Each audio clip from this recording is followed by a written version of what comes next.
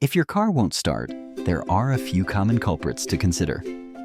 Start by checking the battery. Dim or unlit dashboard lights often point to a weak or dead battery. If you hear a clicking sound when turning the key, the starter motor could be at fault. It's also important to make sure there's enough fuel in the tank and that the fuel pump is working properly. Electrical issues, like blown fuses or faulty wiring, as well as problems with the engine control unit, may also be to blame. Systematically examining these areas can help you narrow down the cause.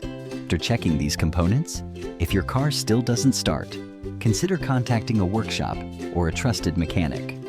Pay close attention to any unusual sounds or warning signs, as these can provide valuable information for diagnosing the problem. Communicating these details to your mechanic can speed up the repair process and help avoid more serious issues down the line.